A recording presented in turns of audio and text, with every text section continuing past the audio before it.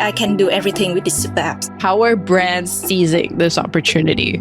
You can actually design full journey. Let's say we Vietnamese really optimistic people.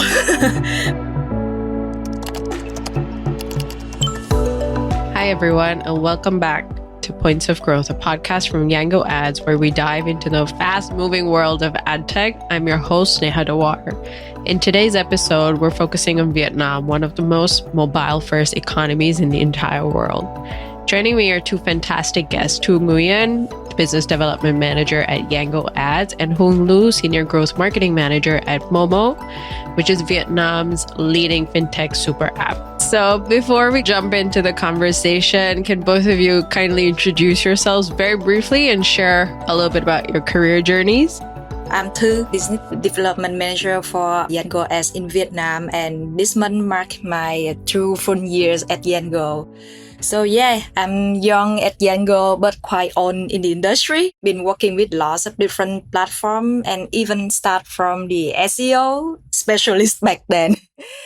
And I used to work with Twitter, TikTok, and also retail and different platforms like Viber or LinkedIn before I joined Yango.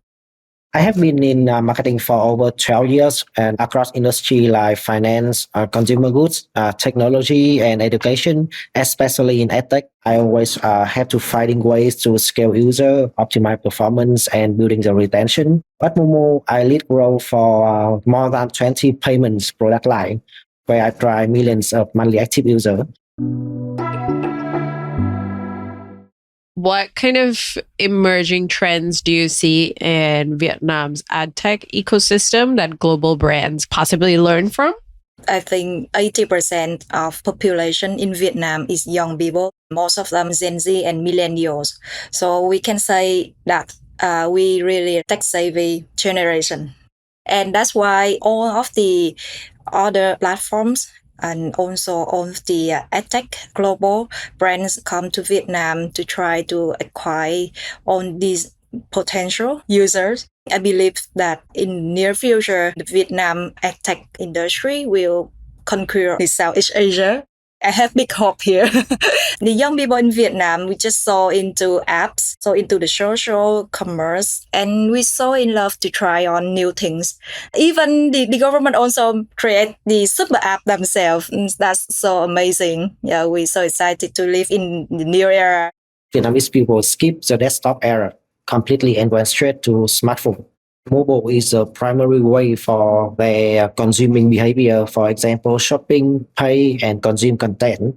One of the biggest trends I observed is the rise of the super app. Many Vietnamese consumers love the idea of having everything in one place. I think users just don't come to Momo for paying bill. They also can book movie ticket, donate to charity, buy insurance, join some kind of like entertaining campaigns. For advertisers, that means you are just not running isolated campaigns. You can actually design full journey where awareness, engagement, purchase, and retention all happen under one app. And the second trend is how open consumers are to innovation. I think people here are very willing to try new formats, whether it's social commerce. That's the reason why TikTok Shop is growing rapidly in Vietnam. Yeah, live shopping or new format like gamified ads. So it is a very dynamic environment, and campaigns that combine utility with entertainment tend to perform the best. And finally, I think that's the move toward data centralization. Brands are starting to value platforms that can unify fragmented signal. Instead of running across 5 or 6 different channels or platforms, they want one place where targeting, engagement, and measurement come together. You actually raise a very interesting point about the desktop era. I still remember when you had to open up your desktop to get anything done. The concept of having things done on your phone, people were just like, no, we don't trust it, but we use it. We don't trust doing anything on the phone. But that the current generation is literally moving into everything's being done on their phone.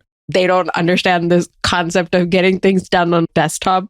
I can see the value of having one platform where basically everything is done. With all that said and done, we are moving into a cookieless world. So how are brands in Vietnam seizing this opportunity? Before our podcast recording, I just update my phone to iOS 26. And can you guess how many apps I have on my phone right now? 200.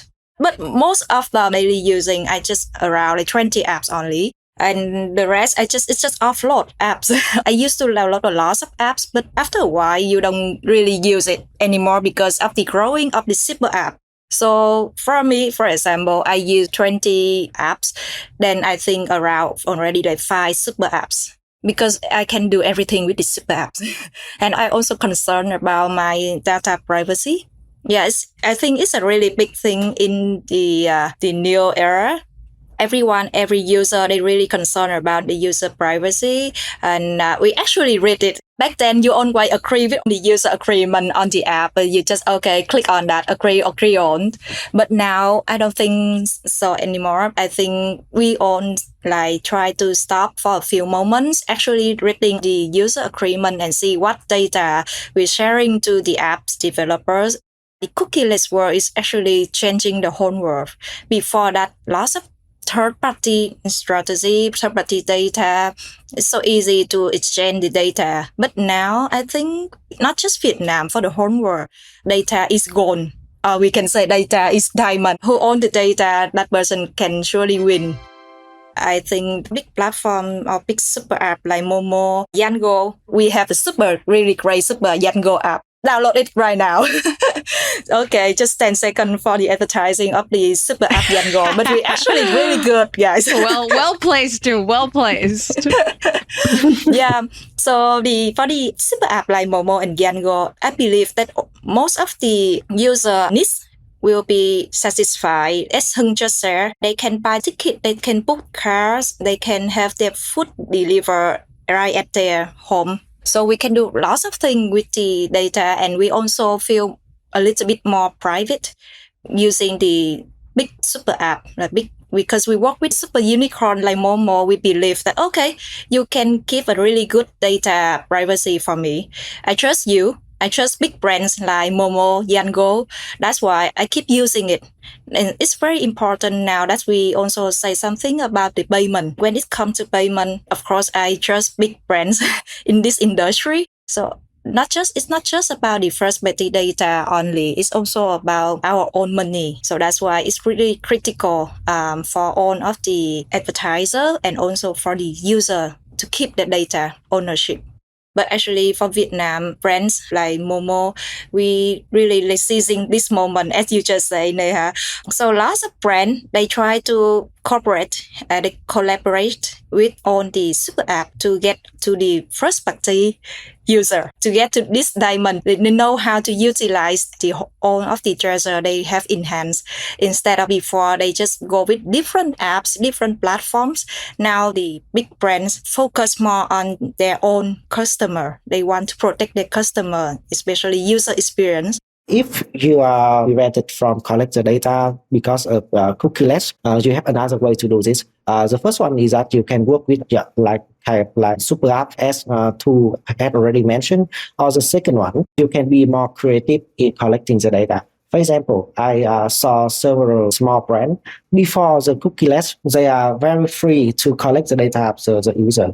But after that, they're finding a new way to collect the data. For example, they just don't collect the transactional data, but also non-transactional data by gamifying the experience. For example, you do not do the shopping like it is a single action, but you do the shopping and then you answer some question. But this question is gamified to enrich the user experience. So by doing that, user give you both the transactional data, for example, about the AOV, but also the category or something related to their purchase behavior. I quickly went onto my phone to check how many apps I use in a day. And I use about 12 apps daily. Half of them are social media, and then the rest is all banking. So Yes. we don't have our own version of our super app, but it genuinely feels like Vietnam's living in some dystopian era where you're encouraging users to hand over their data in order to be incentivized. I would have never thought that was something 10 years ago. If you asked me saying, Neha, how would you feel? I'd just be like, what is wrong with you? Why would anyone do that? But now it's just people like, yeah, we'll hand over our data. It's fine. Because once we already trust some app, then we don't care about our data anymore. But actually, whenever I use MoMo app, I'm really enjoy using it because on this the data analysis, Momo will suggest even right advertising campaign for me because I know it. I love it. If I don't share the data with the super app, then there will be really difficult for me to find something that's I really want. Sometimes sharing your data to an app is like telling yourself to a friend, and this close friend can refer you to the best option. For example, you are looking for some kind of shoes, so maybe a social platform can suggest you an appropriate shoe. This is the first time somebody has compared handing over their first party data to talking to a friend. I'm actually impressed. Yeah, instead of you don't know what to buy for your friend's birthday, then you just think about something and then the app knows you more than you know yourself. I don't want to take a lot of time to finding something or finding a shop that suitable with my demand. I want to be suggested. Let's say we Vietnamese really optimistic people. Yeah. We think things through a very positive filter. That is true. That I completely agree with. Okay, so what the advantages for brands working with super apps? The first thing we need to talk about is data richness and the scale of all the ecosystem, the products in the super app itself. And because we can seamless targeting across all the services within just one ecosystem, the user can easily experience payments, travel, entertainment, on the bookings, or even bills paying. It's so easy for people life. And now we know that in the 21st century, lots of things really stressful everyday life. They just want things to be really convenient and simple but effective. And that's why the super app really serve big brands. Recently, they start to think differently. Before that, they work with different apps at the same time or different advertising platforms. But now they will focus on some specific super app where they can meet all of the qualified user at some points. Because for the super app, you can have a lot of different data and lots of user. We can talk about the number in millions user. And it's also cheap actually to target in same one ecosystem. You can keep retargeting that qualified user again and again, and you get to know them more because of their behavior. Then the super app understand the user very well, and we know when to deliver the right information and when is the right timing for that user to make the decision. I was actually going to throw the other end of the question to you. What about the challenges? Because Thu's so optimistic, right? Yeah. And we're going to keep her there. And I'm going to move to you and say, why don't you tell us the challenges? But go ahead, give us the advantages first. Advantages of super app is both quantity and quality as well. For example, if you are working with single platform like a music platform or a payment platform, users collect only single data point about their music behavior or their payment behavior. But super app it is not only about single data point. We know about their lifestyle, their interest, their payment behavior. You know them very well to do the targeting. And it is very efficient for you. The return on ad spending is much better if you have those data in hand. For example, in growth marketing, we have the very popular RFM model. It is stands for recency, frequency, and monetary value. We base on 3 dimensions to know that which user is engaged, is like kind of like hardcore user, and they spending a lot. They just consume, they just pay some specific category recently, and we use those dimension to categorize user. So we have the better targeting, and it is kind of like bottom funnel data. It is very quality, and you can optimize your conversion rates very well with those data. I think I will try to add a little bit more, try to be less optimistic here on this topic. There's one thing is really difficult for brands or for advertisers is data integration. To build super app take lots of time and effort, and we need to know how to integrate properly to avoid losing data accuracy, especially between brands and between super apps.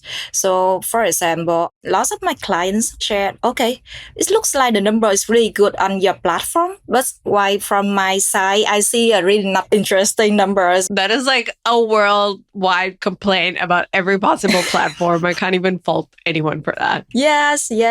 So this really challenges the super app. We need to know how to use the right tracking method and also need to know how to integrate it properly. There's so many events in one user journey and we need to tap in right there what we really want. For the cookieless world, I think we need to say a little bit more about the retargeting. It's no longer about the targeting only. Targeting it's just the own story of the digital marketing.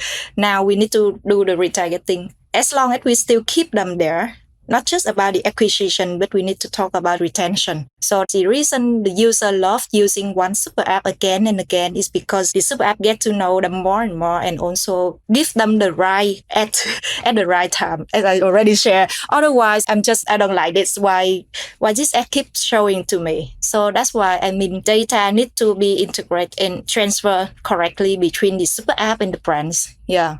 So all of the measurement and attribution, so many other technical things that we need to do behind the scenes.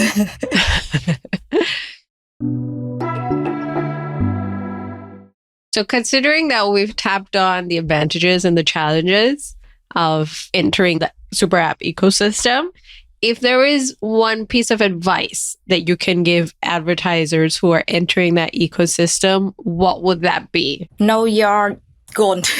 It's just really simple. Like know your KPI in Vietnam. Like lots of advertisers, lots of brands and clients, they don't know what they want, what they really actually want. So that's why especially for the super app, let's say super app have different products under one app. So they need to know what they want to do. Like they want to have the user buy it online, or they want to have the user come to visit their new opening store, or they want to just boost sale for the new collection. And then also need to know how to evaluate, how to measure it. Otherwise, after a while, then we will come into the own story that we don't not on the same page. I think that marketers and brands, they should do their homework first. Their homework is basically all about what is their objective. For example, I'm launching a campaign. It is a campaign aiming for building awareness, engagement, revenue. So you have to be specific about the success metric. For example, if you are going to run a campaign to build awareness, you need to scale your campaigns as much as possible to reach as many users as possible. And then the ad format, for example, you tend to use video or kind of like dynamic ad with the engaging message to attract people's attention. So you can see that the objective, it is aligned with the platform you choose, with the ad format you choose. Looking ahead, how do you think the first party data and super app infrastructure is going to shape marketing innovation in emerging markets? Is there something that global brands should watch out for? Yeah, watch out for Yango. We come into Vietnam. I believe that there will be more super apps entering the market because why not? But I think with the lots of more and more super app coming to the market, brands have more options, more choices. It's really good for brands, but also for the super apps themselves, like the people, like MoMo, for example. However, back to my phone, let's say right now I have like 200 apps on my phone, and I really wish somebody please combine lots of them all together. Let's say otherwise just so many. And then after a while, I forgot everything other apps, and I just focus on the super apps. It's a really good chance for super app coming to Vietnam. I already see so many super app coming. Some wins, some lose. And the reason losing, I think, for the new super apps coming to Vietnam, they need to think about why the other already lose Vietnam, because we're really young. So that's why we're really easy to try on new things, but we also easy to get poor. And we easy to stop. I don't like it anymore. I just want to switch to different apps. So it's really challenging to have the young generation to be loyal to your super app. I think first-party data and super app infrastructure are going to be the foundation of how marketing evolves in emerging markets. If you look at Vietnam or South Asia more broadly, people don't just see one app for their purpose. As I mentioned, they live inside the ecosystem. So that's create a very rich stream of first-party data. And the more diverse the use case, the more complete the picture you get of the customer lifestyle, as I mentioned before. Not just their transaction, but also their non-transaction data. But here is the challenge. I think acquisition is actually the easy part.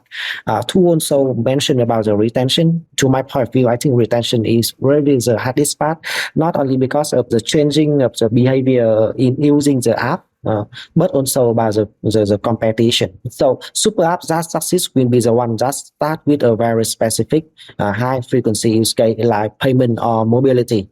For example, if you see that there are so many cases about the super app, they always start with something with a high frequency and deeply integrated in the lifestyle of the people. For example, paying bill or mobile top up. After winning the payment category, they carefully layer on a new service over time. So if you expand too fast without anchoring user, that means retention user. So they will churn and you will lose a lot of user.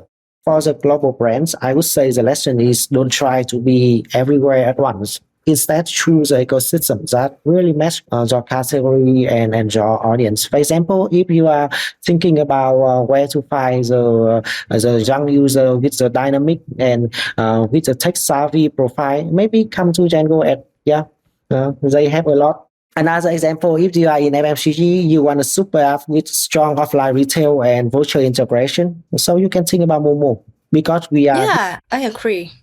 Deeply integrated with the FMCG brand. We distribute a lot of voucher for people to know it online and consume it offline. I remember one campaign that I used to have a chance to play a really small role in this really successful campaign with MoMo a few years ago. MoMo already have to bridge the online and the offline journey seamlessly. We work for the Kiwi campaign run on MoMo. So we give people the voucher and then they actually bring that voucher to buy the real. The kiwi fruit? Oh. Yeah. Oh, wow. Yeah, that kind of campaigns is now becoming the common practice in MoMo. We do a lot of offline to online campaigns, especially in FMCG category or healthcare or any consumer goods category. But Hung, you actually gave some very sage advice. Don't try to be everywhere all at once. I think all companies and people and it just basically everybody should just listen to that. But Thu, Hung, thank you so much for sharing your insights today. Vietnam's digital landscape offers lessons not just for Southeast Asia, but for marketers everywhere navigating a mobile-first, cookieless, and super app-driven future. And thank you to our listeners for tuning in. Don't forget to subscribe to Points of Growth wherever you are. We'll be soon with more conversations about the future of adtech and digital growth. Until next time. Thank you, Neha. Thank you, Thu. Yeah. Thanks, friends.